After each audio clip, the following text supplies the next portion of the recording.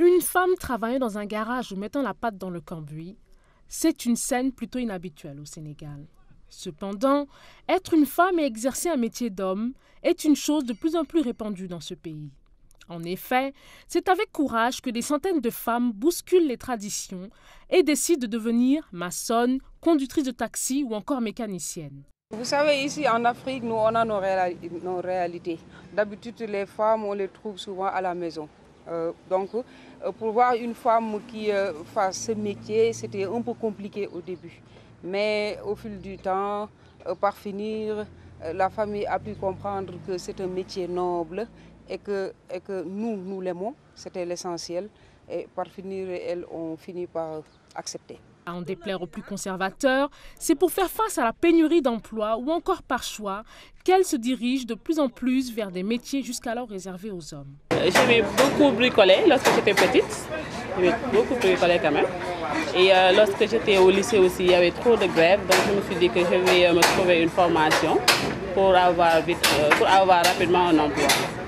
Et voilà, j'ai opté la mécanique automobile par le biais de mon papa. Ces femmes mécaniciennes font donc tomber tous les a priori et se révèlent être parfois bien plus performantes que leurs collègues masculins. Au début, vraiment, j'avais le même souci. Je me disais, est-ce que des femmes, ça peut se faire? Mais j'avoue que pour moi, elles sont mieux que les hommes. Elles sont mieux que les hommes, franchement. Dans une Afrique en pleine mutation, les mentalités changent et la gente féminine gagne du terrain. En effet, dans un contexte où aujourd'hui les femmes arrivent à occuper des postes comme chef d'entreprise ou encore ministre d'État, elles parviennent à effacer l'image de la femme au foyer encore bien ancrée dans ces pays.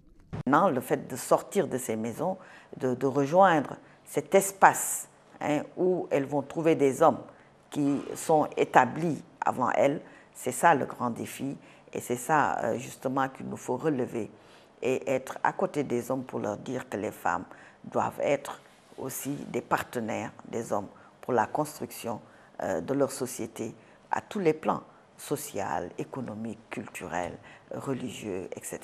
Au Sénégal, on note une émancipation visible de la femme ainsi que l'importance de la place qu'elle occupe dans la société. Le taux de sous-emploi est de 25% chez les hommes, alors qu'il n'est que de 17% chez la femme. L'acte constitutif de l'Union africaine et le NEPAD soulignent en effet les efforts émis par les États africains pour positionner les femmes comme partenaires égaux dans le combat pour le développement de l'Afrique. L'Afrique subsaharienne, qui compte une large proportion de femmes dans la population active, fait partie des bons élèves. Elle possède un taux bien plus élevé que la moyenne internationale.